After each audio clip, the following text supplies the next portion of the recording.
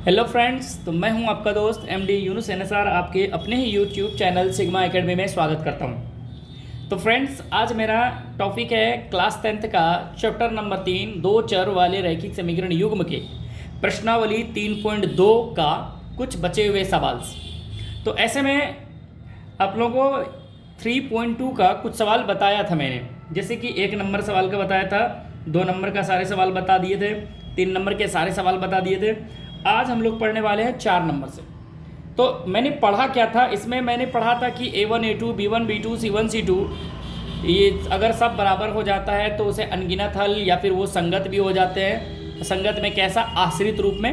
इस प्रकार से फिर जब A1 A2 B1 B2 C1 C2 कोई भी बराबर नहीं होता है, वो भी संगत होता है। और कैसा होता है? तो एक हल होता है, प्रतिच्छेदी रेखाएं होती है, जिसका A1 A2 B1 B2 बराबर हो जाए लेकिन C1 C2 बराबर नहीं होता था, तो उसे हम पढ़ते थे इसका कोई हल नहीं, ये विरोध करता था और ये समांतर होता था, जैसे कि रेल का पटरी देखते हैं। चलिए, तो 4 नंबर के सवाल में कुल 4 सवाल हैं और इस सवाल को जरा पढ़िए। सवाल में कहता है कि निम्न रैखिक समीकरणों के युग्मों में कौन से युग्म जो है संगत है या फिर असंगत है। कहता है यदि आपका संगत है तो उन्हें ग्राफीय विधि से हल ज्ञात कीजिए। सोचिए, आपको पहले पता करना है मतलब जो बीजगणितीय से क्या वो संगत है या फिर नहीं। A1 A2 B1 B2 C1 C2 से आपके संगत है या फिर नहीं, उसको पहले निकालना है। वो जब निकल जाए तो उसके बाद फिर आपको ग्राफ ज्ञात करना है। चलिए, ग्राफ वो भी किसका? सिर्फ संगत का। तो चलिए हम लोग बनाते हैं। कैसे बनाएंगे? चलिए, 4 नंबर का हम लोग 1 नंबर बनाएंगे। 4 नंबर का 1 नंबर। चलिए, 4 नंबर के 1 नंबर में पहला जो आपको इक्वेशन दिया हुआ है वो इस प्रकार दिया हुआ है, x प्लस वाई बराबर 5। ये आपको दिया हुआ है इक्वेशन 1। इसी में दूसरा इक्वेशन आपको दिया हुआ है 2x प्लस 2y बराबर 10 इक्वेशन 2। चलिए, अगर आप जब आगे बनाते रहेंगे, बार बार इसका अभ्यास करेंगे, तो आपको ऑटोमेटिकली आप आसानी से कर पाएंगे। बट यहाँ हम क्या करेंगे, अभी थोड़ा सा लॉन्ग प्रोसेस चलेंगे जो आपके एग्जाम हॉल में पूछे जाएंगे। अगर 2 नंबर में पूछते हैं तो भी ऐसे करें। आप क्या करें, ABC का वैल्यू ज्ञात करें। ठीक है, ABC का वैल्यू ज्ञात करें। चाहे तो C को एक तरफ करके करें, यानी ABC एक साथ करके, या फिर उस तरह भी रह दें, कोई दिक्कत नहीं होगा। लेकिन हम लोग क्या करेंगे, उसको एक तरफ कर लेंगे। कैसे करेंगे? तो इस चीज़ को पहले देखिए। हम क्या करते हैं कि ये जो x है प्लस y और जो 5 है इस पार ले आते हैं, वो उस पार कर लेते हैं 0। ठीक है, और ये वाला जो इक्वेशन है मेरा दूसरा 2x प्लस 2y, ये जो 10 है उसको इस पार ले आइए, उस पार हो जाएगा 0। अब यहाँ देखेंगे आपका ABC तीनों में, यानी दोनों इक्वेशन में आ जाएगा। ठीक है, जैसे अब चूंकि मैं यहाँ ज्ञात करूँगा A1 क्या दर्शाता है आपको पता है? 1 दर्शाता है समीकरण 1 को, और A दर्शाता है कि समीकरण 1 का x का गुणांक। x का गुणांक A है। 1 यहाँ देखिए तो आगे में कुछ नहीं तो क्या है? 1 है।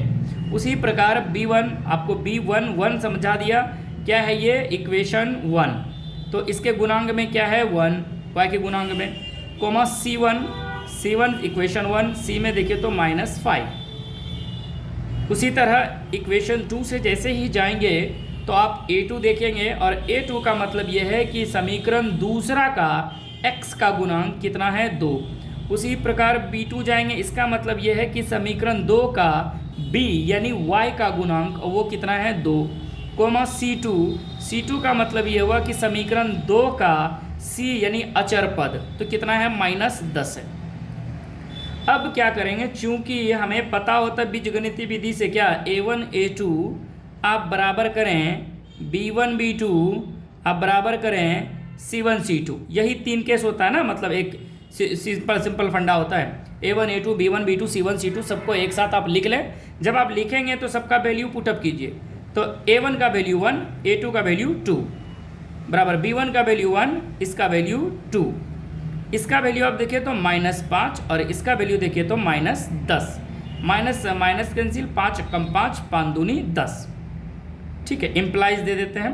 चलिए, अब यहाँ देखिए 1/2 बराबर 1/2 बराबर 1/2। देखिए अब यहाँ आपका क्या केस बना, केस ये बन गया कि A1 A2 बराबर है किसका, B1 B2 का, और ये भी बराबर है किसका, C1 C2 का।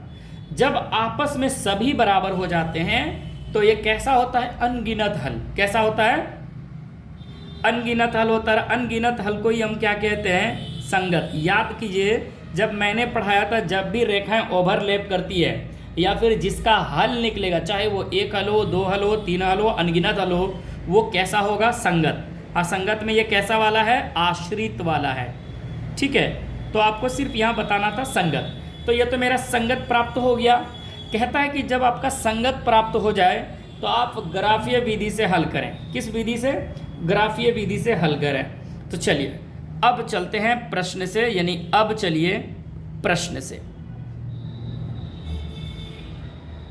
प्रश्न से फिर क्या कहता है कि अब जो है ग्राफीय विधि से चलिए। कौन सी विधि, ग्राफीय, ग्राफीय विधि। देखिए ग्राफीय विधि आपको याद है, हम पहले क्या चलते हैं, समीकरण 1 से। तो समीकरण 1 क्या है, हम यहाँ चले आएंगे, सिंपल, x + y = 5। यहाँ x को इस पर रख लीजिए, 5 उस पर में है, रहने दीजिए, और y को उस पर ले जाएंगे तो आपका हो जाएगा -y। अब यहाँ बनाएंगे क्या, मान सारणी। याद रखिए आप लोगों को ग्राफ बनाना है ग्राफ पेपर में, ठीक है। चलिए फिर हम चलेंगे इधर समीकरण 2 से। किससे चलेंगे, समीकरण 2 से। जब आप 2 से देखेंगे तो आपका दूसरा इक्वेशन है 2x + 2y = 10। एक काम करें, 2 कॉमन ले लेते हैं, तो क्या बचा, x + y = 10। कटा देंगे 5 बार में, तो आपका इक्वेशन क्या बना, x + y = 5। इसका यहाँ भी हम x बराबर लिख सकते हैं 5 - y। देखिए सेम चीज़ आ गया। अब हम क्या लिखेंगे, मान सारणी। इसका मतलब ये है, जब ग्राफीय विधि कहा गया, जब ये आश्रित है और संगत है, और ग्राफ कैसे खिंचाएगा इसका आपको पता ही होगा। जब तीनों बराबर होता है तो संपाती रेखाएं ग्राफ खिंचाएगी। किस प्रकार की, संपाती होगा। और संपाती का मतलब है कि दोनों जो रेखा है, यानी दोनों रेखा ना किसी को काटेगा, ठीक है, और ना ही एक दूसरे के समांतर चलेगा, बल्कि एक रेखा दूसरे रेखा को ओवरलैप करके रखेगा हर एक बिंदु पे, ठीक है, यानी एक ही रेखा होगा। चलिए अगर मैं इसकी बात करूं मान सारणी की, चलिए मैं इस इक्वेशन में मान रख के दिखाता हूं आपको। कैसे रखेंगे जरा देखिए। मैंने कहा x y का वैल्यू कम से कम आप कितना रखेंगे, तो 2 रखेंगे, का ज़्यादा से ज़्यादा आप जितना मर्जी आपका, ठीक है। x y, इस इक्वेशन में बात करूं y का वैल्यू मैं अगर 0 रख लूं, इसके जगह पे मैं 0 रख दूं तो 5 में 0 जाएगा, क्या बच जाएगा 5। फिर 5 y के जगह पर 1 रखिए, फिर क्या हो जाएगा 4। यहाँ भी वही कर सकते हैं। अगर मैं देखिए, क्योंकि यही सारा वैल्यू हम इसमें भी रख सकते, क्यों, क्योंकि ये वाला इक्वेशन दूसरा है, ये वाला इक्वेशन, ये पहला इक्वेशन था, ये मेरा दूसरा इक्वेशन। अगर आप लोगों को लगता है कि नहीं सर दूसरा रखें, तो दूसरा आप रख सकते हैं, कोई दिक्कत नहीं है। तो चलिए 1 रखे थे तो हम यहाँ 2 रख लेते हैं, तो कितना आ जाएगा 3, और हम यहाँ रख लेते 3 तो कितना आ जाएगा 2, ठीक है, कोई दिक्कत है। चलिए क्यों आया, देखिए आपने यहाँ क्या रखा, y के जगह पे पहले बार में 2 रखा, तो 5 में से 2 घट जाएगा, 3 बच जाएगा, तो किसके बराबर, x के बराबर। फिर y के जगह पे आपने कितना रखा, 3। जब x यानी 5 - 3 रखेंगे, तो 3 रखने के बाद 5 - 3 करेंगे तो कितना आएगा 2। तो अब यहाँ से आप ग्राफ खींचें। ग्राफ खींचने का तरीका क्या है, मैंने बताया था कि सबसे बड़ा वैल्यू देखना है एक्स वाई में, और वो भी देखना है पॉजिटिव है या नेगेटिव, ठीक है। इससे क्या होगा कि आपका जो ग्राफ है वो स्टैंडर्ड फॉर्म में बनेगा, ठीक है। जैसे कि मैं यहाँ देख पा रहा हूँ अपना मान सारणी में, ये देखिए, तो ये 5+ में 4v+ में, इनमें जितने भी वैल्यू है दोनों इक्वेशन में, सब क्या है, इसमें भी सारे पॉजिटिव्स हैं, इसमें भी सारे पॉजिटिव्स हैं। अब एक चीज़ और देखनी है, मान ज़्यादा ना बड़ा खींचा जाए ग्राफ, ना छोटा।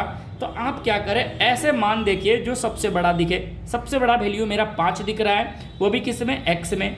अब y में सबसे बड़ा वैल्यू देखें तो 3 दिख रहा है, तो एक ज़्यादा आप ले लीजिए, और वो भी पहली बात। तो यहाँ ग्राफ जो हमें खींचनी है, तो रेख जो खींचनी है यानी x और y का पॉजिटिव वाला ही सिर्फ खींचनी है। इससे क्या होगा कि आपका जो ग्राफ बनेगा वो सुंदर बनेगा। ठीक है, ज़रा देखिए कैसे।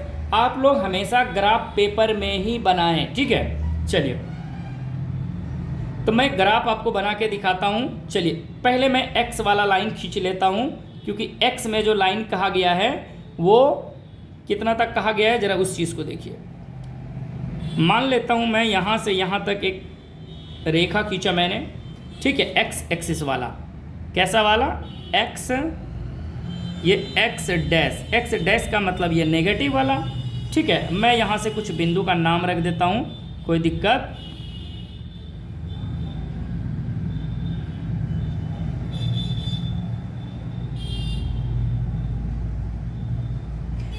इससे क्या होता है ना कि मेजर बराबर होता है, और ग्राफ कॉपी में जब आप बनाएंगे तो वहाँ आपको हर एक चीज़ का मेजर दिया हुआ रहता है। ठीक है, तो वहाँ आपको ये सब करने की ज़रूरत नहीं पड़ेगी।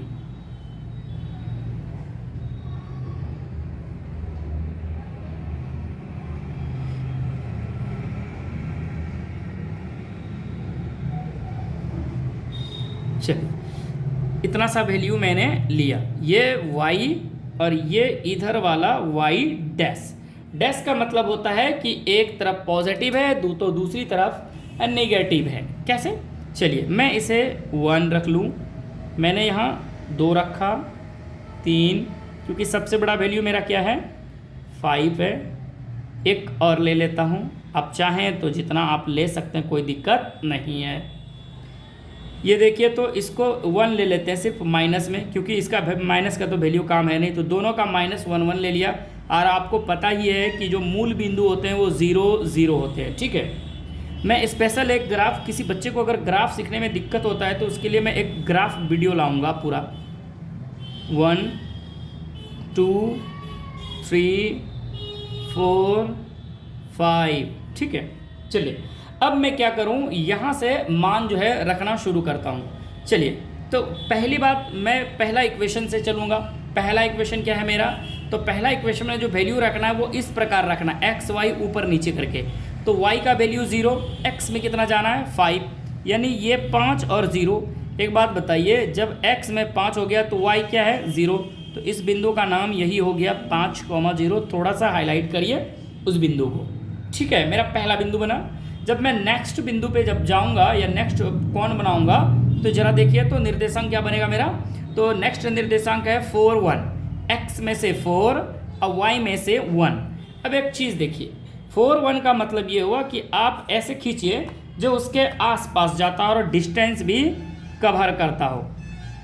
नहीं तो फिर क्या होगा कि जब आपका कवर डिस्टेंस नहीं करेगा, कवर जो है नहीं करेगा डिस्टेंस, तो अच्छा नहीं होगा, और 19 20 हो जाने के बाद फिर दिक्कत हो जाएगा।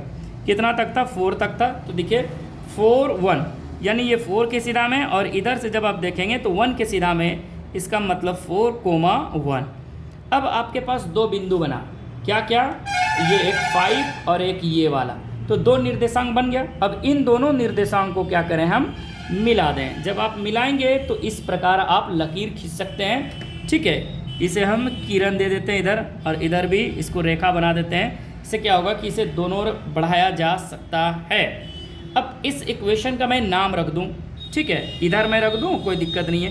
पहला इक्वेशन क्या था, तो x + y = 5, इक्वेशन 1। ये मैंने पहला इक्वेशन का वैल्यू रखा। चलिए, अब मैं दूसरा इक्वेशन पे जाऊं, तो x में से वैल्यू मुझे कितना रखना है 3, और y में से रखना है 2। जब आप 3 और 2 पे जाएंगे तो लगभग देखिएगा टच करेगा, 1 2 3 कर रहा है, ये एक बिंदु पे यहाँ कर रहा है, और इस पॉइंट का नाम है मेरा 3,2। ठीक है, टच हो गया उसी लाइन पे। फिर नेक्स्ट की मैं बात करूँ, x में से 2 जाना है और y में से 3 जाना है। ये देखिए 2 तक जाना है, पहले इस लाइन को मिलाइए यहाँ तक, तो देखिए ये बिंदु यहाँ से यहाँ तक मेरा 1 और 1 ये 1, देखिए ये बिंदु बन गया। इस बिंदु का नाम है मेरा क्या, तो मेरा नाम है 2,3। आपने देखा, क्या देखा कि ये दो बिंदु से अब ये दो बिंदु इसी लाइन पे आ गया। क्या मुझे खींचने की ज़रूरत है? अगर आप खींच देंगे तो इसी लाइन पे ही खींचेंगे। अगर आप इसी को खींचेंगे तो क्या खींचेंगे? इसी लाइन को ना फिर दोहरा देंगे। तो दोहराने की ज़रूरत नहीं है। मैंने पहले ही कहा था कि जब A1 A2 B1 B2 C1 C2 बराबर होता है तो संगत होता है। असंगत में कैसा? अनगिनत हल वाला। यानी कैसा रेखा की बात करेगा तो ये कैसा रेखा हो जाएगा? समपाती रेखा। ये जो रेखाएं हो गया दोनों इक्वेशन का, ये समपाती हो गया। तो इनमें दूसरा भी इक्वेशन का नाम क्या है? 2x + 2y = 10। ठीक है, तो ये समपाती हो गया मेरा। पहली शर्त क्या था कि सवाल को पहले चेक करिए क्या वो संगत है या नहीं। अगर संगत है तो ग्राफ खींचिए, नहीं है तो नहीं खींचिए। ठीक है, तो ये मेरा हो गया। अब मैं यहाँ देखिए समपाती रेखाएं, और जब समपाती रेखाएं होता है तो कितने सारे हल होते हैं? तो अनगिनत हल होते हैं। अनगिनत हल होते हैं। ठीक है, अनगिनत हल।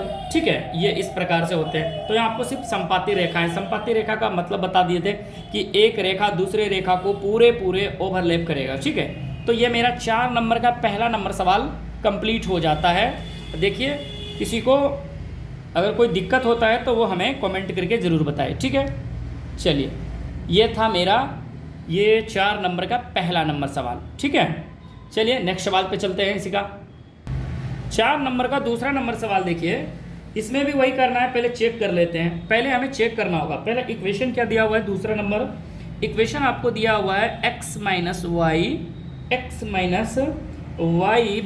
8।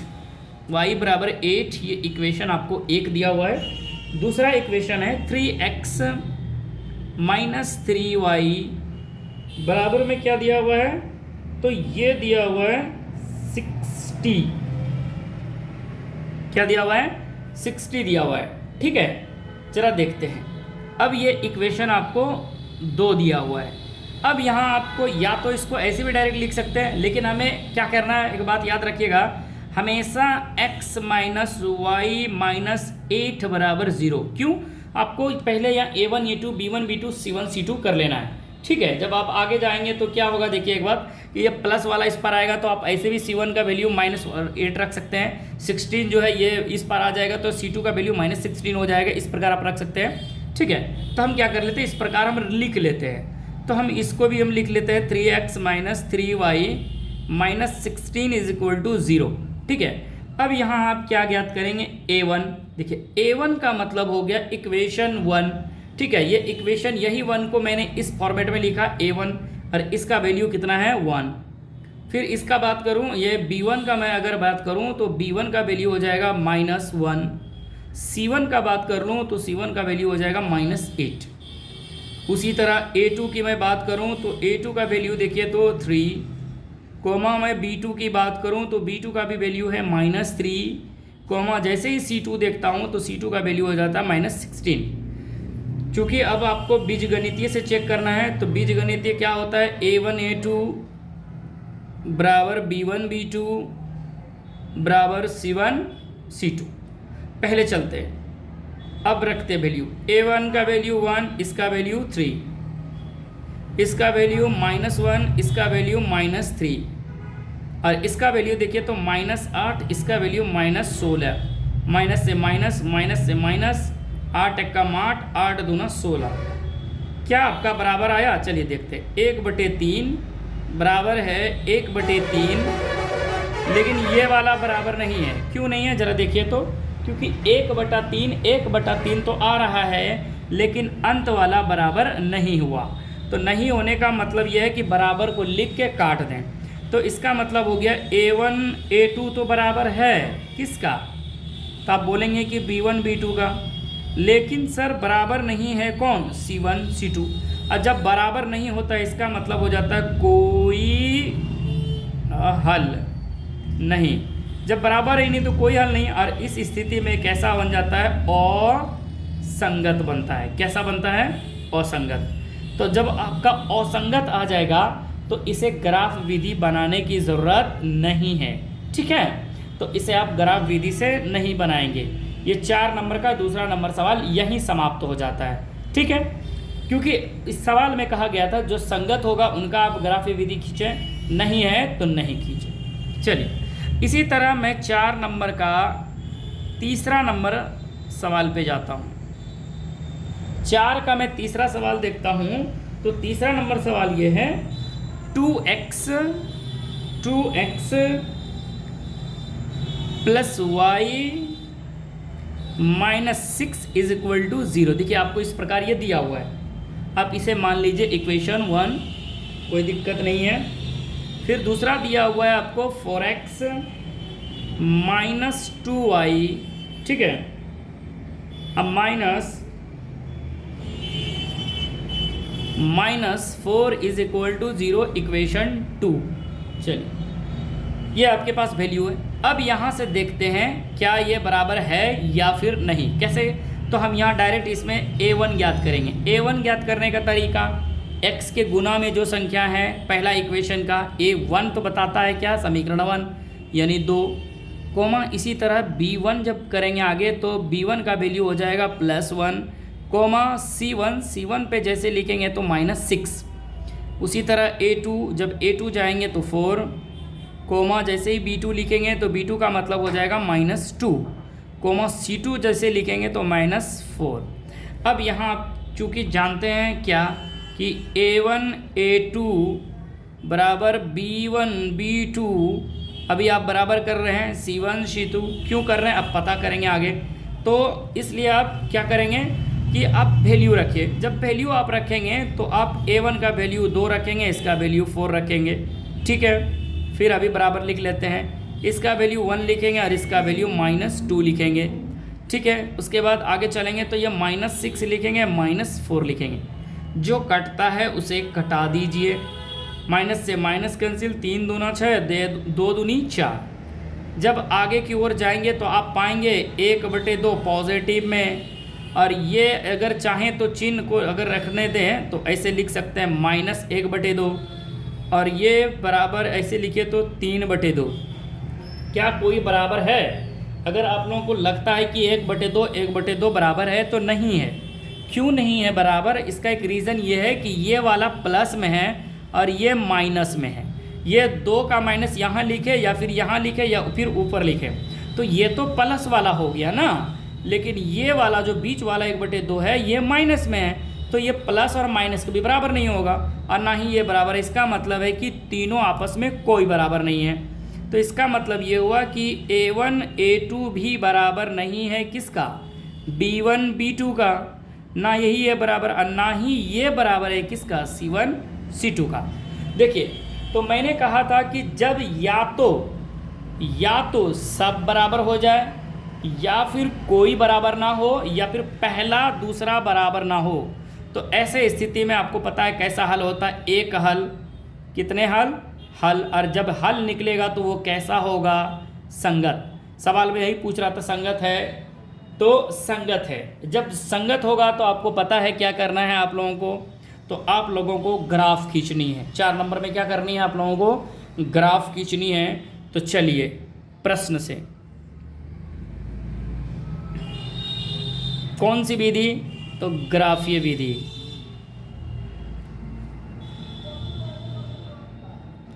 चलिए ग्राफीय विधि में हम आप लोगों को पता ही है क्या करते हैं हम लोग, एक तरफ लिखते हैं समीकरण 1 से इधर ले आते हैं और एक तरफ इधर लिख लेते हैं समीकरण 2 से। क्यों लिखते हैं? क्योंकि दोनों का हमें मान सारणी ज्ञात करनी होता है। तो समीकरण 1 मेरा क्या है, देखिए तो ये इस तरह है 2x + y, और ये जो -6 है उस पार ले जाएंगे तो ये माइनस उस पार जाके क्या बन जाएगा, +6। अब यहाँ आप क्या कर सकते हैं, सिर्फ इस y को इधर रख लीजिए, ये 6 और 2x उस पर जाके 2x प्लस में था वो बन गया माइनस। अब यहाँ आप बना लीजिए मान सारणी। मान सारणी मतलब क्या बनाएंगे आप, एक बॉक्स बना लीजिए, कम से कम कितना वैल्यू रखना है, 2, अधिक से अधिक आपकी मर्जी जितना चाहें जितना बॉक्स ले सकते हैं। यहाँ भी वही करेंगे, इसका इक्वेशन। चलिए तो फ्रेंड्स वीडियो कट गई थी, आप यहाँ देखिएगा जैसे कि 4 नंबर का तीसरा नंबर बताया कैसे, यहाँ तक मैंने सारे चीज़ बताए हुए थे, फिर से देख लीजिएगा। 2x + y - 6 = 0 इक्वेशन 1, 4 का तीसरा नंबर सवाल इस प्रकार दिया हुआ है। फिर ये दूसरा इक्वेशन 4x - 2y - 4 = 0, 2 इक्वेशन, ये दूसरा इक्वेशन दिया हुआ है। ठीक है, आपको इक्वेशन देखिए तो a b c के रूप में आपको ऑलरेडी दिया हुआ है। तो आप क्या करें, a1 a2 b1 b2 c1 c2 ज्ञात कर लीजिए। यहाँ से जैसे ही लिखने के बाद आप ऐसे करेंगे a1 a2 b1 b2 c1 c2। अब देखेंगे बीजगणितीय से क्या ये आपका किस प्रकार का हल आ रहा है, मतलब कि संगत आ रहा है या फिर असंगत। जैसे कि आप देखेंगे कि ये सारे इनमें से कोई बराबर नहीं है, a1 a2 b1 b2 c1 c2। जब आप वैल्यू रखेंगे तो कोई बराबर नहीं है, तो ये कैसा है, संगत है। और जब संगत किस सिचुएशन में बनता है, तो संगत बनने का दो शर्त है, या तो सभी बराबर हो जाएंगे या फिर कोई भी बराबर नहीं होंगे। ठीक है, तो जैसे कि यहाँ देख पा रहे होंगे आप लोग कि इनमें कोई भी बराबर नहीं है। कोई का मतलब ये है कि दोनों इक्वेशन का a1 यानी x का गुणांक, y का गुणांक और अचर पद का गुणांक या फिर अचर पद, दोनों का क्या सिमिलर है।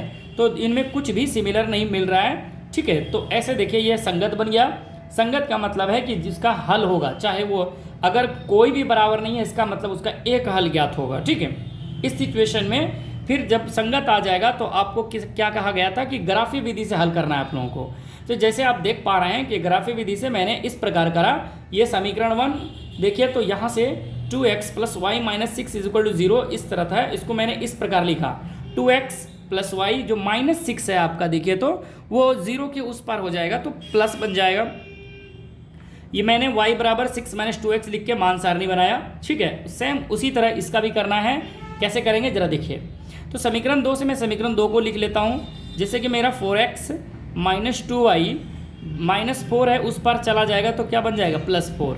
अब यह एक चीज़ देखिए, कॉमन आ रहा है, कॉमन आ रहा है ना, कॉमन आ रहा है। क्या कॉमन आ रहा है, 2, तो 2 कॉमन ले लेते हैं। तो आपके पास बच जाता है 2x - y, ठीक है, बराबर 4। अब ये एक चीज़ देखिए, ये 2 से 2 4 कट जाएगा कितने बार में, 2 बार में। तो आपके पास जो इक्वेशन बचेगा ये इस प्रकार बचेगा, 2x - y बराबर 2। अब यहाँ क्या करें, आप -y को बराबर करें या x को, चलिए 2x को ही रख लेते हैं। 2 अब माइनस उस पर जाके +y।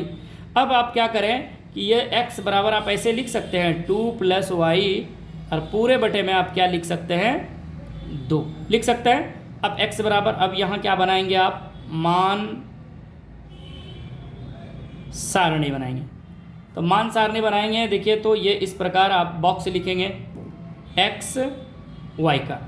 अब यहाँ से क्या करेंगे, अब वैल्यू रखिए। कैसे रखेंगे जरा इस चीज़ को देखिए।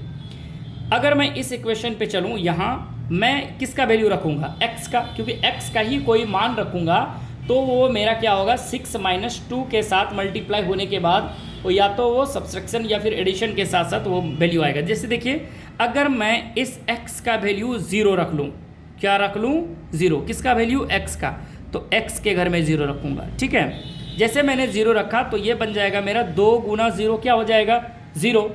ये तो हो जाएगा क्या, 0।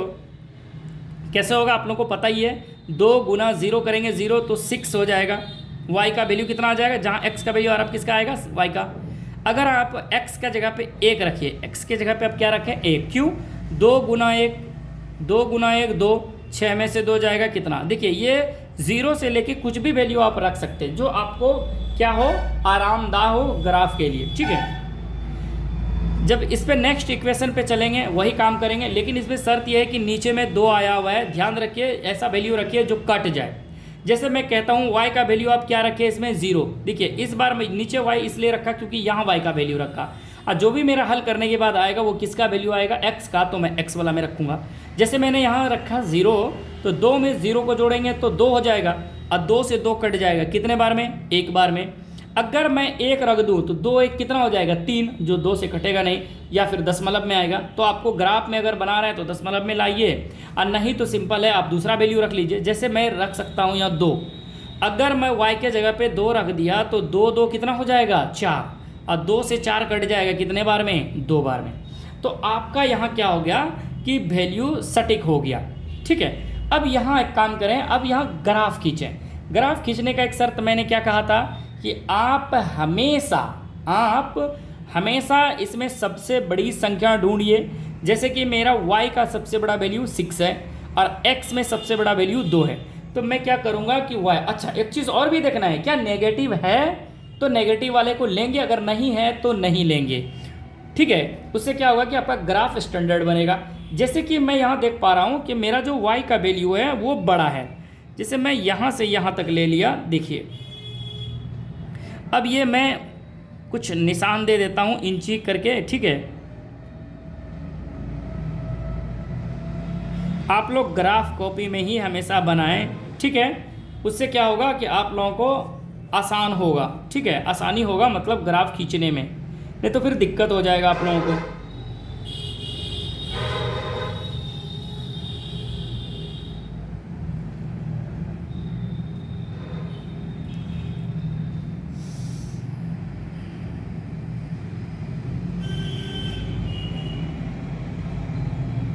चलिए, उसी प्रकार इधर भी होगा, इधर भी होगा।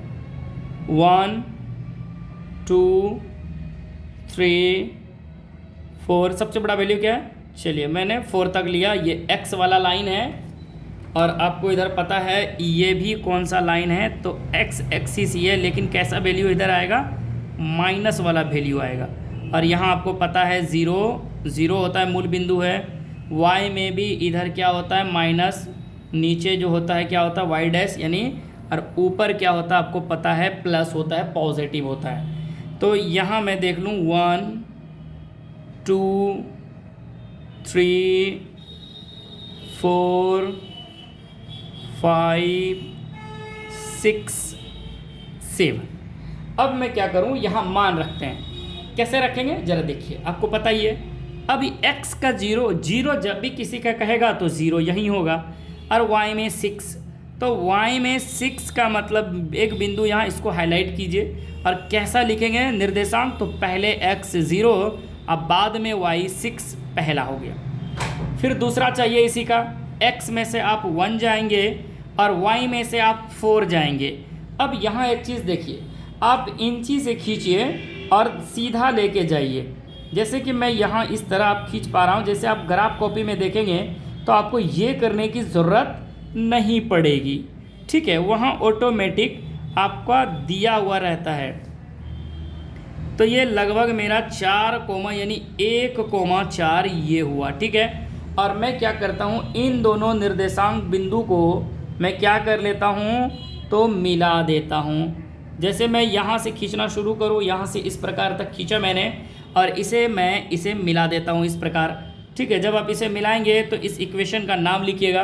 ठीक है, जैसे मैं यहाँ लिख पा रहा हूँ, कैसे तो देख पा रहे हैं कि मैं कैसे लिखता हूँ। तो जो इक्वेशन का नाम है, जैसे 2x + y -6 = 0, या फिर उस पार में 6 करके आप इस प्रकार लिख सकते हैं। जैसे मैंने यहाँ लिखा हुआ है, आप इस प्रकार भी लिख सकते हैं, कोई दिक्कत नहीं होगी। चलिए, पहला हो गया। अब दूसरा में चलते हैं। तो जैसे x का 1 y का 0, तो ये एक बिंदु हो गया मेरा 1,0, ये एक बिंदु हो गया निर्देशांक।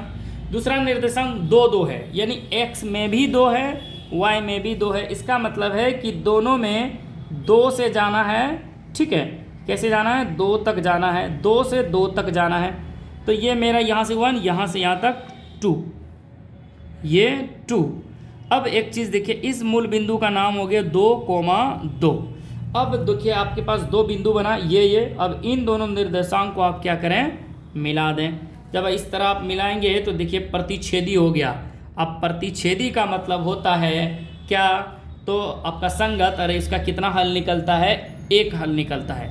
इस इक्वेशन का आप नाम रखिए, जो है आपका क्या है? 4x - 2y - 4 = 0।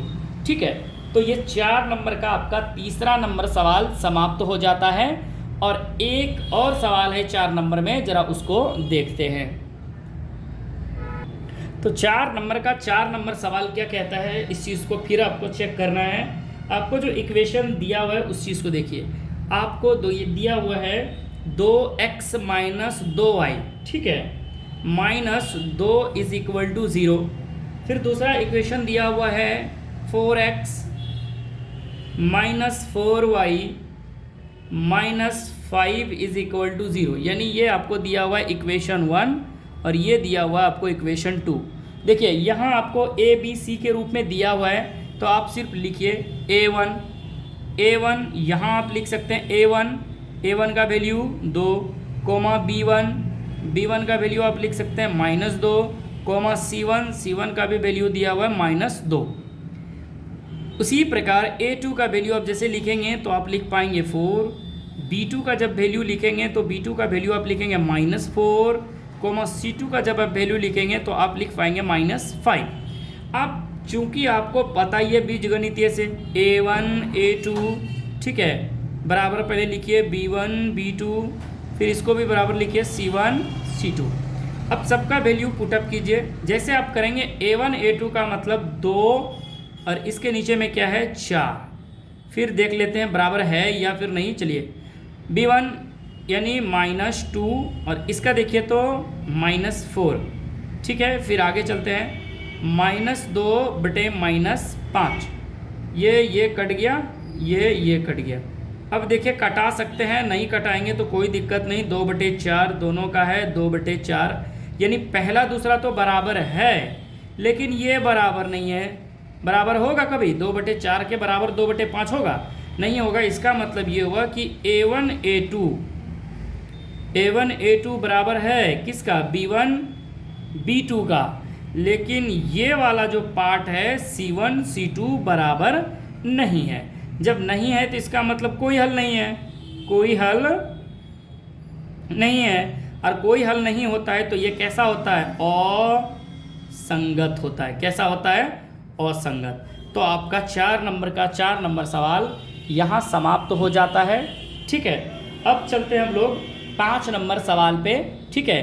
थोड़ा सा लैंग्वेज वाला है लेकिन है बड़ा मज़ेदार और आसान, ठीक है।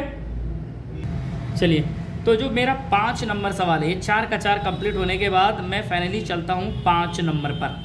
प्रश्नावली 3.2 का 5th नंबर सवाल, ठीक है। 5th नंबर सवाल ज़रा देखिए, लैंग्वेज वाला है।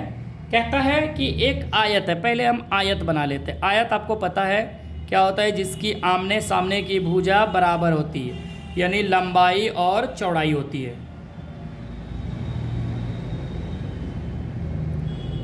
ये मैंने क्या बनाया, आयत, ठीक है।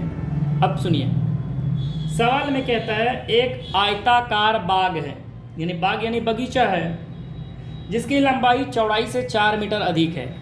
जो लंबाई है ये वाला, इसे हम क्या मान लेते हैं, लंबाई। क्या मान लेते हैं, लंबाई। आप चाहे लंबाई को L मान ले शॉर्टकट में, या फिर लंबाई को x। तो हम यहाँ लंबाई को पता है हम लोग क्या मानते हैं, L, और चौड़ाई को हम लोग क्या मानते हैं, चौड़ाई। तो चौड़ाई को हम लोग क्या मानते हैं, ब्रेथ यानी b, ठीक है। शॉर्टकट में हम लोग L और b करते हैं। चलिए, सवाल यही है, ये आप लोग को ये पता ही है।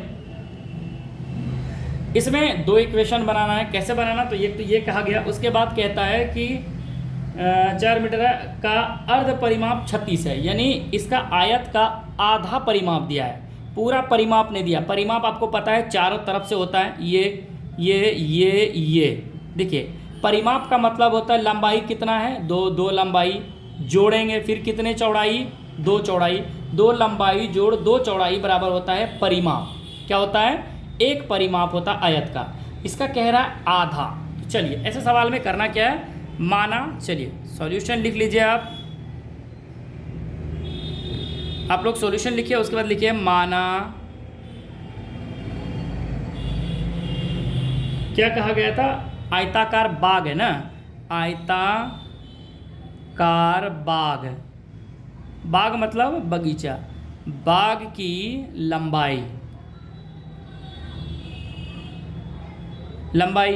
लंबाई बराबर हम क्या मान लेते हैं, L,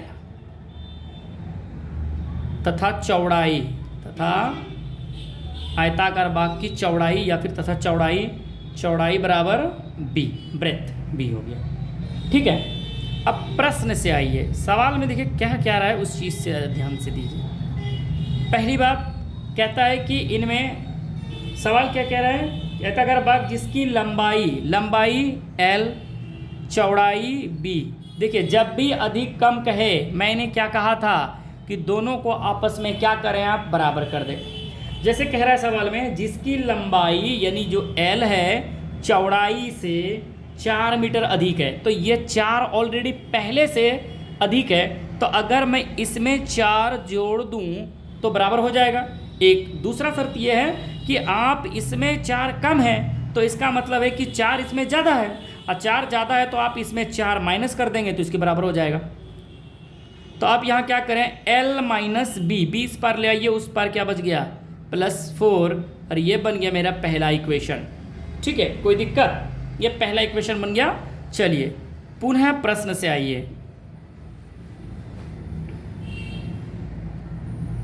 पुनः प्रश्न से। जब पुनः प्रश्न से आएंगे तो इस सवाल में क्या कहता है, आपको पता है आयताकार बाग का परिमाप, यहाँ पूछा है आयताकार बाग का अर्ध परिमाप, लिख लें आयताकार बाग का अर्ध परिमाप, अर्ध परिमाप। देखिए अर्ध मतलब आधा, परिमाप मतलब परिमाप, अर्ध परिमाप। देखिए अब पहली बात कि पहले अर्ध है तो पहले परिमाप हमें जानेंगे। अब परिमाप बराबर आपको पता है 2 लंबाई जोड़ 2 चौड़ाई, हम शॉर्टकट में क्या लिखते हैं 2 + इंटू L जोड़ B लिख लेते हैं ना, यही लिखते हैं L जोड़ B। अब इसका मतलब कहता है ये तो परिमाप हुआ ना, ये अर्ध परिमाप नहीं हुआ बल्कि ये परिमाप। आयत का परिमाप बराबर सूत्र होता है 2 इंटू L जोड़ B, यानी लंबाई जोड़ चौड़ाई। तो ये तो पूरा हो गया, और हमें चाहिए क्या, अर्ध। और अर्ध का मतलब हो गया इस पूरे में आप कितने से भाग लगा देंगे, 2 से। ठीक है, यहाँ आपका कंप्लीट। अब यहाँ आ जाइए, आपको ये चीज़ दिया हुआ है, क्या दिया हुआ है, इस अर्ध परिमाप दिया हुआ है आपको, आयताकार बाग का अर्ध परिमाप आपको इक्वेशन में दिया हुआ है यानी प्रश्न में। और कितना दिया हुआ है, तो आपको दिया हुआ है 36 बराबर, ये देखिए 2 से 2 कैंसिल हो गया, तो क्या बचा आपके पास L जोड़ B। अब इसी को आप इस प्रकार लिखिए, L जोड़ B इधर लिख लीजिए और 36 को उस साइड कर दीजिए, और आपका ये इक्वेशन बन गया 2।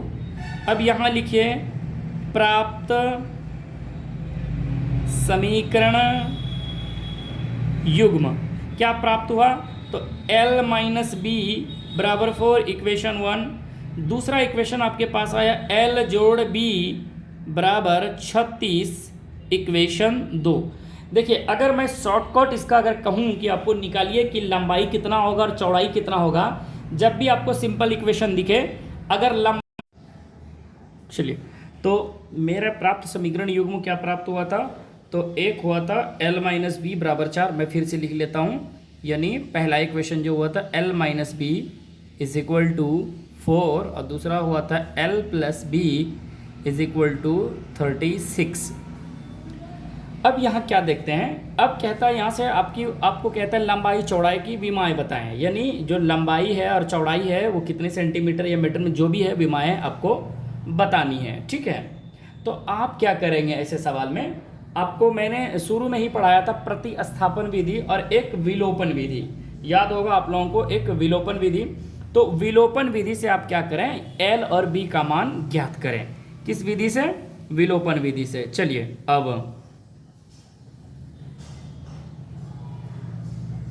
विलोपन विधि से, ठीक है। देखिए विलोपन विधि से मैंने क्या बताया था कि दोनों जो इक्वेशन है उसको बीच में ऐड करना है। L minus b is equal to 4, L plus b is equal to 36। अब देखिए तो इसमें मैंने कहा था एक को हर हाल में कटा देना है यानी जोड़ना है, तो आप देखिए जोड़ने पर आप इधर लिख सकते हैं, या फिर देखिए अगर इन दोनों को इक्वेशन 1 और ये इक्वेशन 2, यही था ना, इक्वेशन 1 इक्वेशन 2, समीकरण 1 तथा समीकरण 2 को जोड़ने पर आप यहाँ लिख सकते हैं। ठीक है, समीकरण 1 तथा समीकरण 2 को जोड़ने पर ऐसे लिख सकते हैं आप। ठीक है, जोड़ने पर लिख सकते हैं, नहीं भी लिखेंगे तो कोई दिक्कत नहीं। देखिए तो जब दोनों को जोड़ेंगे तो b minus b plus cut जाएगा, और एक L कितने L हो जाएंगे, तो आप बोलेंगे सर 2L, और इन दोनों को जोड़ेंगे तो हो जाएगा 36 4 40। चिन्ह क्यों चेंज नहीं हुआ, चेंज हुआ क्योंकि ये प्लस माइनस में ऑलरेडी है, कटा देंगे तो ये L बराबर हो जाएगा, यानी लंबाई बराबर हो जाएगा 20 सेंटीमीटर। देख लीजिएगा आप किस में है, तो अगर विमाएँ बात कर रहे हैं तो 20, तो क्योंकि वो सेंटीमीटर में होगा, ठीक है, या फिर मीटर में जो भी होगा, तो आप देख लीजिएगा ज़रा सा इसको।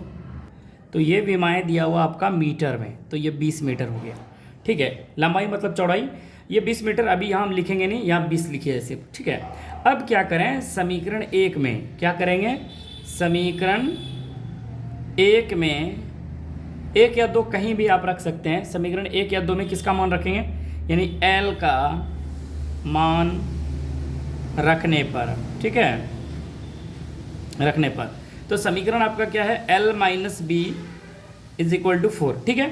अब देखिए, अब यहाँ वैल्यू पुटअप कीजिए। L का वैल्यू आपका क्या आया, 20 माइनस बी बराबर 4।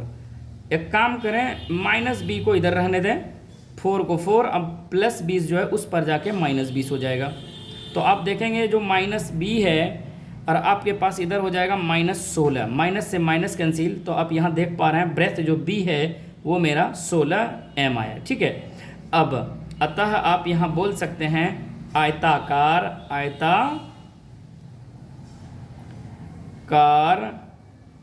बाग की लंबाई L बराबर कितना आया, 20 मीटर, तथा, ठीक है, तथा आयताकार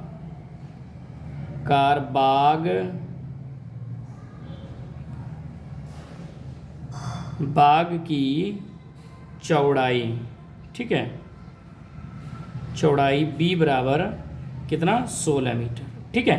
ये आपका फाइनली आंसर हो गया, कितने नंबर का, तो 5th नंबर यानी 5 नंबर का। चलिए अब मैं चलता हूँ 6 नंबर पर, ठीक है, इसी एक्सरसाइज का कितने नंबर पर, तो जो मेरा सवाल है वो 6 नंबर पर। 6 नंबर सवाल क्या कहता है, ज़रा देखिए। 6 नंबर सवाल में आपको 3 सवाल बनाना है, ठीक है। 6 नंबर का जैसे कि ये देखिए सवाल दिया गया है, एक रैखिक समीकरण आपको ऑलरेडी पहले से दिया हुआ है, ये दी गई है, 2 चरों में एक ऐसी रैखिक समीकरण, ठीक है, लिखिए, आप अपने से खुद से लिखिए ताकि प्राप्त युग्म का ज्यामितीय निरूपण हो सके। पहला कैसा, प्रतिच्छेदी करती हुई रेखाएं होनी चाहिए। दूसरा सिचुएशन में क्या बनना चाहिए, तो दूसरे बार में समांतर रेखा हो और तीसरे बार में समपाती रेखा हो। ये आपको खुद करनी है। एग्जाम्पल सबका अलग अलग हो सकता है, कोई जरूरी नहीं कि जो बुक में है वही हो, ठीक है। तो आपको एक इक्वेशन दिया हुआ है, चलिए सॉल्यूशन कर लेते हैं इनका भी, आसान है, थोड़ा सा ध्यान दीजिएगा, ठीक है।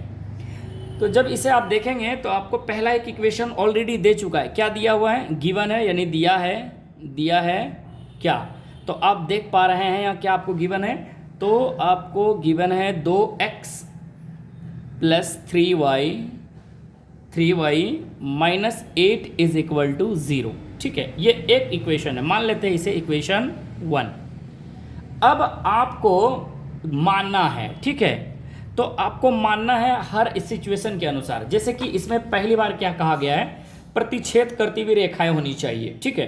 तो हम 1 नंबर पे बनाएंगे प्रतिच्छेद करते हुए, तो कैसे बनाएंगे, चलिए नंबर 1, ठीक है, नंबर 1 कैसे बनाना है हमें, प्रतिच्छेद, तो माना, अपने मन से इक्वेशन ऐसा मानिए। देखिए प्रतिच्छेद बनने का शर्त क्या है, आपको पता ही है कि प्रतिच्छेदी रेखा तभी होगा जब आपका कोई भी बराबर नहीं होगा, या फिर पहला दूसरा यानी a यानी x y दोनों का बराबर मान नहीं होगा, या फिर तीनों का बराबर नहीं होगा, तो वो प्रतिच्छेदी होता है। प्रतिच्छेदी का मतलब होता है अद्वितीय हल, मतलब एक हल, ठीक है। तो हम क्या करते हैं, माना जैसे कि ये 2x है, हम मान लेते हैं 3x, ठीक है, प्लस 2y, कोई दिक्कत। अब माइनस के जगह पे हम कुछ भी मान सकते हैं, माइनस प्लस आप अपने मन से मान लीजिए, मैंने -9 इज इक्वल टू 0 करा, ठीक है। अब देखिए इक्वेशन 1 के लिए क्यों कहा गया है, जरा आपको बनाइए, प्रतिच्छेद करती हुई रेखाएं बनानी है। कैसे, देखिए अब यहाँ देखिए a1 का वैल्यू अगर मैं देखूँ, मैं इसे इक्वेशन को क्या बना लेता हूँ 2। अब इक्वेशन मेरा ये 1 ये दिया हुआ है, अब माना मैंने ये, तो इक्वेशन 1 से देखिए a1 का वैल्यू आपका हो गया 2, b1 का जब आप बात करेंगे तो आपका 3, C1, और C1 का वैल्यू आपके पास है -8, ठीक है। अब उसी तरह देखेंगे A2 का वैल्यू आ गया मेरा 3, B2, जब B2 की बात करेंगे तो मेरा जो वैल्यू आएगा वो 2 है, C2 का बात करें तो -9 है, ठीक है। अब यहाँ देखिए चूँकि हमें पता होता है बीजगणितीय विधि से A1 A2 पहले बराबर कर लेते हैं सबको, B1 B2 बराबर कर लेंगे किसे, C1 C2 को, और एक एक करके वैल्यू पुटअप कीजिए। तो A1 का वैल्यू 2 और A2 का वैल्यू 3। चलिए देखते हैं क्या ये बराबर है। B1 का वैल्यू 3 और इसका वैल्यू 2, क्या ये बराबर है? नहीं है। यही हो गया क्या प्रतिच्छेदी, या फिर आगे देखना है तो आगे देखिए, -8 अपॉन -9, क्या ये बराबर होगा? माइनस माइनस भी काट दें, नहीं होगा। इसका मतलब ये हुआ कि A1 A2 बराबर नहीं है B1 B2 का, और ये भी बराबर नहीं है C1 C2 का। तो इस स्थिति में अतः आप कह सकते हैं कि जो रेखाएं हैं वो कैसी होगी? प्रतिच्छेद करती हुई रेखाएं। कैसी? प्रतिच्छेद करती हुई रेखाएं। ठीक है, ये मेरा फर्स्ट बना। ठीक है, क्योंकि इनमें कितना कहा गया है? 2 कहा गया है। चलिए अब इसी का मैं एग्जाम्पल इधर ले लेता हूँ, 2 नंबर। अगर चाहूँ तो यहाँ भी ले सकते हैं या फिर आगे। चलिए मैं यहीं ले लेता हूँ, इसी का 2 नंबर।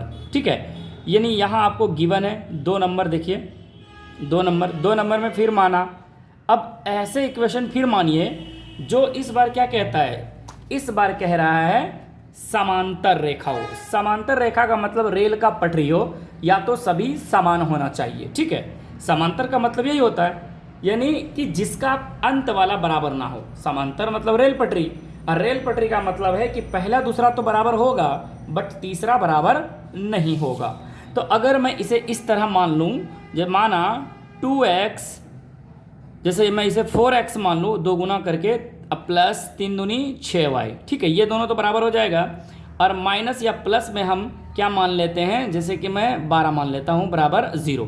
आप अपने मन से कुछ भी मानिए, कोई फर्क नहीं पड़ता है। ठीक है, चलिए इस प्रकार यहाँ देखिए फिर से सबके लिए ये इक्वेशन 1 रहेगा। A1 बराबर क्या है? 2, B1 बराबर 3, C1 बराबर -8। ठीक है, अब इसके लिए चाहिए A2 के लिए आप जैसे देखेंगे तो A2 के लिए मैंने क्या माना? 4, B2 के लिए मैंने क्या माना? 6, C2 के लिए मैंने क्या माना है? प्लस में 12। कितना? प्लस में 12। तो प्लस लिखते नहीं, हम लिख देते हैं, कोई दिक्कत नहीं है। चलिए, चूंकि आपको पता ही है क्या होता है बीजगणितीय से, A1 A2 बराबर करना है B1 B2, बराबर कर लेना है फिर C1 C2 को। अब यहाँ से आप क्या देख रहे हैं कि जो वैल्यू है उसको पुटअप कीजिए। तो A1 का वैल्यू आपका 2, इसका वैल्यू 4। ठीक है, इसका वैल्यू 3, इसका वैल्यू 6। ठीक है, और इसका वैल्यू -8 और इसका वैल्यू है प्लस में 12। जो कटता है कटा दीजिए, 2 एकम 2, 2 दूनी 4, 3 एकम 3, 3 दूनी 6, 4 दूनी 8, 4 तिया 12। आप देख पा रहे होंगे कि 1/2 बराबर है 1/2, लेकिन ये वाला पार्ट जो आया माइनस में 2/3, क्या ये बराबर होगा? जब इस तरह का सिचुएशन मेरा बनता है, A1 A2 बराबर हो जाता है किसका? B1 B2 का, लेकिन ये वाला पार्ट बराबर नहीं होता है C1 C2 का। इसका मतलब ये कौन सी रेखाएं हो जाती है मेरा? तो समांतर रेखाएं। कौन सी? समांतर रेखाएं। ठीक है, 2 नंबर यानी 6 नंबर का पहला नंबर सवाल। इक्वेशन पहला सबके लिए वही रहेगा, जैसे कि मैंने यहाँ दूसरा को खुद माना, ये अपने अनुसार मानना है आपको। ठीक है, ये आप अपने से कोई भी एग्जांपल लीजिए जो कि बराबर ना हो। इसमें ऐसा लीजिए कोई भी 2 वैल्यू रखिए जो कटने के बाद यानी दोनों का मान बराबर आ जाए। ठीक है, पहला दूसरा का, लेकिन तीसरा का उससे अलग हो। ठीक है, अब मैं चाहूँ तो यहाँ तीसरा भी बना सकते हैं। चलिए तीसरा भी बना लेते हैं। क्या दूसरा हो गया? अगर मैं 6 नंबर का तीसरा की बात करूँ, तीसरे नंबर की अगर मैं बात करूं तो इक्वेशन मेरा पहले के लिए तो वही रहेगा। पहला इक्वेशन जो है सबके लिए वही रहेगा, जैसे ये मेरा पहला इक्वेशन था, ये वही रहेगा। ठीक है, लेकिन मैं यहाँ फिर मान लेता हूँ अपने मन से, माना। अब इस बार क्या करना है? आपको संपाती करना है। संपाती का मतलब है सभी अंग समान होता है। ठीक है, सभी को ओवरलैप करेगा सभी बिंदु। जैसे कि ये मैंने माना है 2x, यहाँ तो फिर मैं मान लेता हूँ 2x, कोई दिक्कत? चलिए 3x तो मैं 3y मान लेता हूँ, कोई दिक्कत है? ज़रा बताइए। -8 है, -8 है तो माइनस हम 8 भी मान सकते हैं बराबर 0। आप ये भी मान सकते हैं। अगर नहीं मान, क्यों, अगर इसको अगर मैं मान लेता हूँ तो 1/1/1 यानी 1 आएगा। अगर इसे मैं मान भी लूँ तो भी कोई दिक्कत नहीं है। नहीं, अगर लगता है किसी को कि सर आपने तो वही लिख दिया हूबहू, क्यों, क्योंकि संपाती करना है तो मैंने इसको भी माना। और नहीं किसी बच्चे को लगता है कि सर दूसरा मानिए, तो चलिए हम इस तरह मान सकते हैं 4x + 6y - 8 दूना 16 बराबर 0। इस प्रकार भी हम मान सकते हैं। अगर लगता है किसी बच्चे को सर ये वाला तो सवाल में दिया है आप वही ले लिए, तो चलिए दूसरा हम ले लिए इस तरह से। अब यहाँ देखिए a1 का वैल्यू, ये इक्वेशन इसे क्या मान लिया मैंने 2, या तो इसको ले लीजिए या फिर इसी को, क्योंकि 1/1 तीनों का बराबर हो जाएगा, इससे भी बन जाएगा। या फिर आप इस अलग अलग ले लीजिए, जैसे a1 का वैल्यू तो आपको पता ही है 2, b1 का वैल्यू आपको पता है 3, c1 का वैल्यू पता है -8। तो यहाँ जो दूसरा इक्वेशन आया आपका a2 बराबर डायरेक्ट देखिए 4, b2 बराबर आप देखिए तो क्या मान है 6 और c2 बराबर -16। ठीक है, अब यहाँ देखिए, अब यहाँ क्या करेंगे, चूँकि आपको पता है a1 a2 बराबर है b1 b2 बराबर है c1 c2। ठीक है, अब जब ये बराबर करेंगे तो आप वैल्यू रखेंगे, कैसे वैल्यू रखेंगे, तो 2/4 बराबर 3/6 बराबर -8/-16 कट जाएगा सब, 1/2, 3 एकम 3, 3 दूनी 6, 2 एकम 2, 2 दूनी 4। तो अब यहाँ देख पा रहे हैं 1/2 बराबर है 1/2 बराबर है 1/2। अब यहाँ देख रहे हैं सब बराबर हो गया, और जब सब बराबर है इसका मतलब ये है कि a1 a2 बराबर है किसका, b1 b2 का, और ये भी बराबर है c1 c2 का। जब सब बराबर हो जाता है तो कैसा हो जाता है, संपाती रेखाएं। कौन सी रेखाएं हो जाती है, संपाती रेखाएं। तो ये आपका फाइनली आंसर बन गया कितने नंबर का, 6 नंबर का। देखिए 6 नंबर में आपको ये इक्वेशन ऑलरेडी पहले से दिया हुआ था, तो इसे मैंने माना 1, और आपको हर इक्वेशन के लिए अलग अलग एक इक्वेशन आपको खुद माननी है। जैसे कि ये मैंने माना क्या 3x + 2y -9। आप चाहें तो यहाँ आपको नहीं बराबर करने के लिए आप कुछ भी मान सकते हैं, इसको 2 मान लीजिए, ये प्लस में है तो आप यहाँ माइनस मान लीजिए, ये माइनस है तो ये प्लस मान लीजिए, ऑटोमेटिक चेंज हो जाएगा। ठीक है, इस प्रकार आप कर सकते हैं। ठीक है, तो ये मेरा हो गया पहला, यहाँ से मैंने इसे दूसरा बना लिया। ठीक है, और यहाँ मैंने इसे तीसरा बनाया, पहला, दूसरा और ये तीसरा। ये 6 नंबर आपका कंप्लीट हो गया। ठीक है, चलते हैं इस चैप्टर का यानी इस एक्सरसाइज का लास्ट सवाल है, उसको भी जरा देख लेते हैं। चलिए देखिए, इस तरह के सवाल में क्या कहता है कि ये आपको इक्वेशन दिया हुआ है, जैसे यहाँ आपको दिया हुआ है समीकरण x - y + 1 = 0, और फिर दूसरा इक्वेशन दिया 3x + 2y - 12 = 0 का। कहता है इन दोनों इक्वेशन का आप ग्राफ खींचिए और x अक्ष और इन रेखाओं से बनी त्रिभुज के शीर्ष के निर्देशांक ज्ञात कीजिए। जब आप इन दोनों रेखाओं से यानी एक x अक्ष पे जो ग्राफ खींचेंगे तो उनसे एक आकृति बनेगा आपका, ठीक है, त्रिभुजाकार। तो कौन से अक्ष पर कहता है, x अक्ष और इन रेखाओं से बने त्रिभुज के शीर्ष के निर्देशांक ज्ञात कीजिए। जो निर्देशांक बनेगा आपका शीर्ष का, उससे निर्देशांक ज्ञात कीजिए और त्रिभुज पटल को छायांकित कीजिए। फिर जो त्रिभुज भाग बनेगा उसको फिर आपको क्या करना है, छायांकित करना, मतलब रंग देना है उसको। ठीक है, चलिए, तो आपको इक्वेशन गिवन है यानी दिया हुआ है, क्या दिया हुआ है, पहला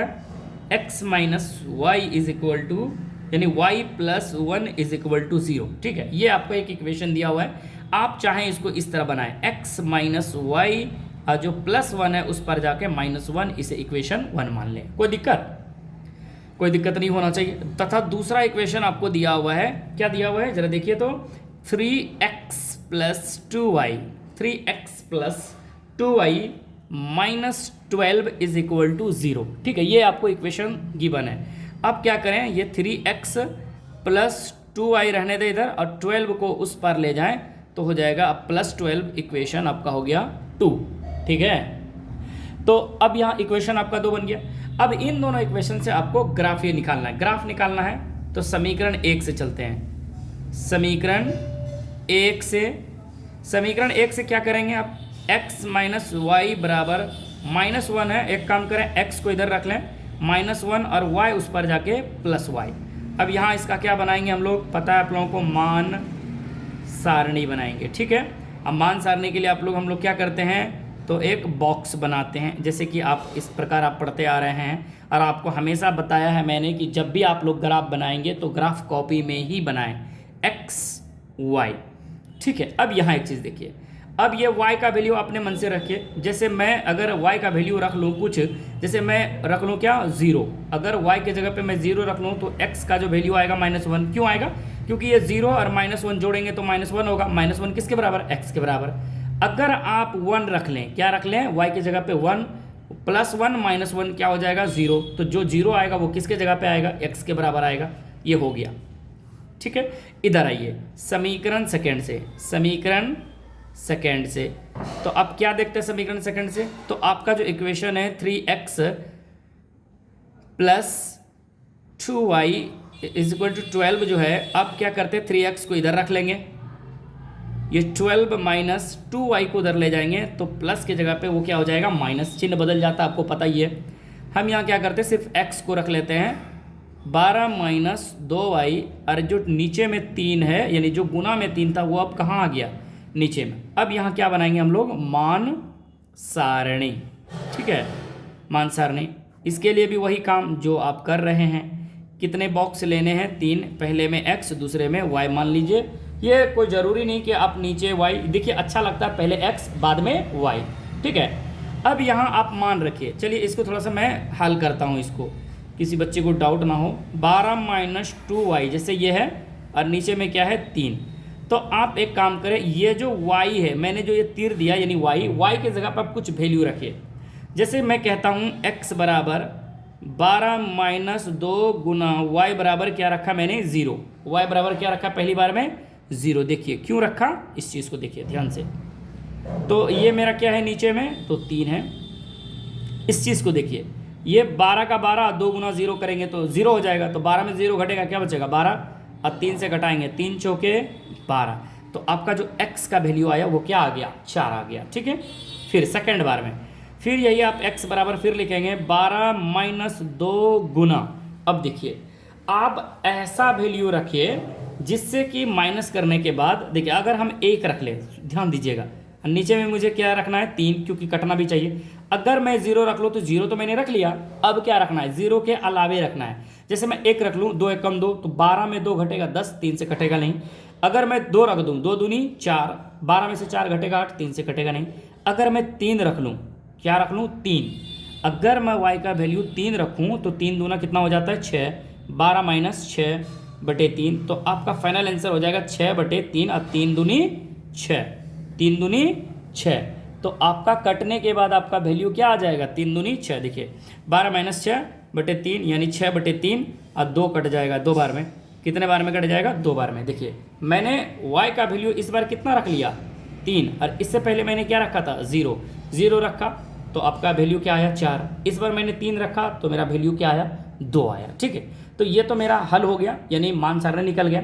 अब ग्राफ बनानी है। चलिए ग्राफ बनाने के लिए फिर वही काम करनी है आपको। ठीक है, आपको पता है कि देखना है वैल्यू सबसे बड़ा, तो x में माइनस भी है, x में प्लस भी है।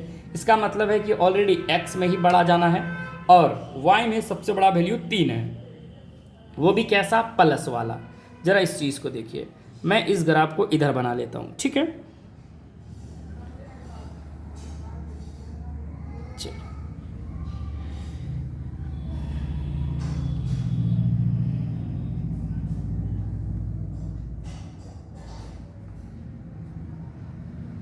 ठीक है, मैं इसे नाम दे देता हूँ 1 2 3 4 5 6। ये देखिए इसका नाम क्या है? ऊपर वाले का y और नीचे वाले का हम इधर से नीचे खींच लेते हैं। ऐसे है नहीं निगेटिव में, तो एक कम से कम ले लेते हैं। ठीक है, चलिए इस बिंदु को यहाँ अगर मैं मान लूँ ये -1। ठीक है, ये हो जाएगा आपका y।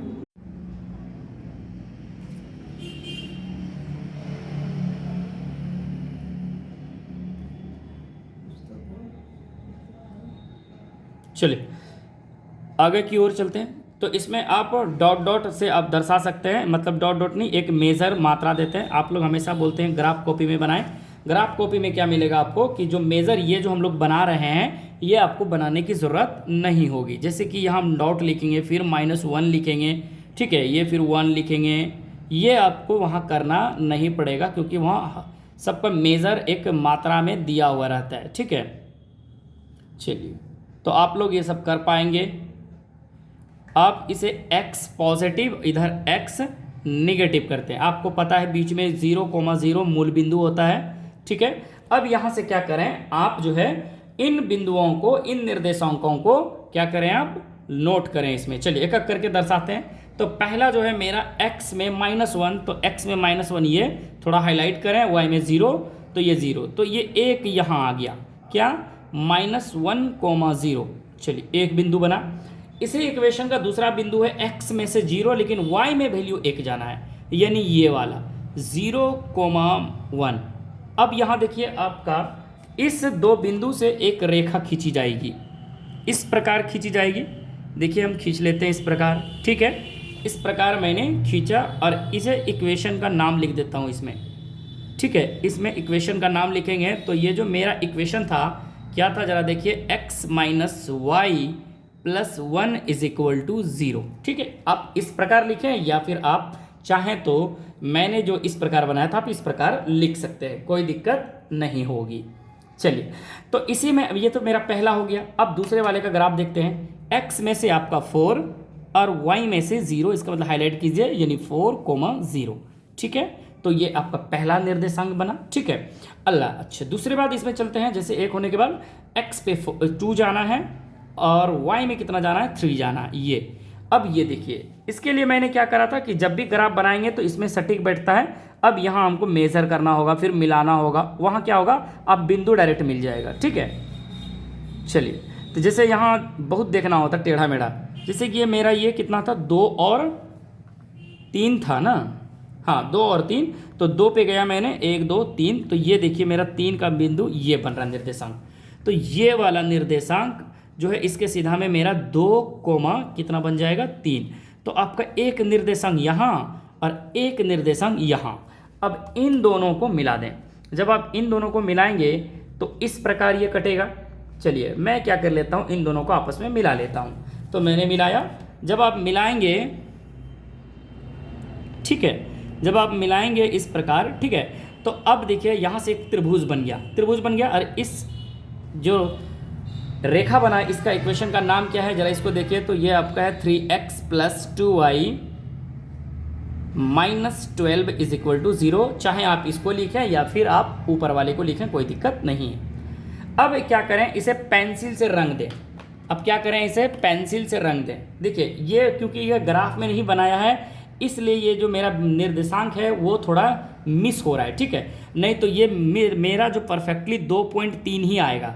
अब जो मेरा क्या कहा गया था सवाल में कहा गया था x अक्ष और इन रेखाओं से बने त्रिभुज के शीर्षों को निर्देशांक ज्ञात करना है, निर्देशांक ज्ञात करना है। चलिए पहले इसको आप रंग दीजिए। एक पहली बात, पहले इसको रंगिए। जो त्रिभुज बना है आपका, ये मेरा त्रिभुज बना है। आप इस प्रकार इसे क्या करेंगे, रजतित कर देंगे, पेंट कर देंगे, ठीक है। ये सवाल में कहा गया था इसे पेंट करने के लिए। आप लोग पेंट करेंगे इसको।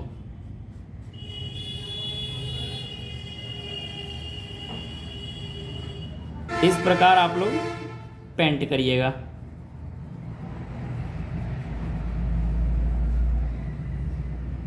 जब आप इसे पेंट करेंगे उसके बाद क्या लिखेंगे, इसका निर्देशांक लिखेंगे, ठीक है। चलिए तो यहाँ देखिए, ये जो मेरा बिंदु बना ना ये वाला, तो ये वाला बिंदु ही 2 3 है, क्योंकि ये ग्राफ कॉपी नहीं है। क्योंकि ग्राफ कॉपी में जब आप बनाएंगे इसे तो ये पूरा एक्सेक्ट बनेगा, ठीक है। तो इन बिंदु को ही शीर्ष कहते हैं। देखिए त्रिभुज का 3 कोना बन गया, एक कोना यहाँ, एक कोना यहाँ और एक कोना यहाँ। ये छोटा वाला त्रिभुज नहीं देखना है आपको, जो इन ग्राफ से बना एक्स लाइन पे। तो एक्स लाइन पे यहाँ से लेके यहाँ तक बना, ठीक है। तो हम लिखेंगे, अगर नाम भी देना चाहें तो आप दे दीजिए। जैसे मैं लिख देता हूँ ABC, ठीक है। त्रिभुज हम लिख देते हैं, त्रिभुज ABC के शीर्ष। तो शीर्ष A को कैसे लिखेंगे, अगर मैं शीर्ष या निर्देशांक में ज्ञात करूं, शीर्ष A का निर्देशांक या शीर्ष के निर्देशांक निर्देशांक में अगर हम ए की बात करें तो क्या है मेरा 2,3, कोमा बी बिंदु का जो शीर्ष है मेरा उसका निर्देशांक बात करें बी का तो मैंने क्या लिखा 4,0, तथा सी की मैं बात करूं सी का तो सी का आप देखेंगे तो -1,0। ये आपका फाइनली आंसर बन जाता है और यहाँ से आपका एक्सरसाइज 3.2 कंप्लीट समाप्त हो जाता है। मिलते हैं नेक्स्ट वीडियो में नेक्स्ट एक्सरसाइज 3.3 के साथ। आज के लिए इतना ही। Thank you.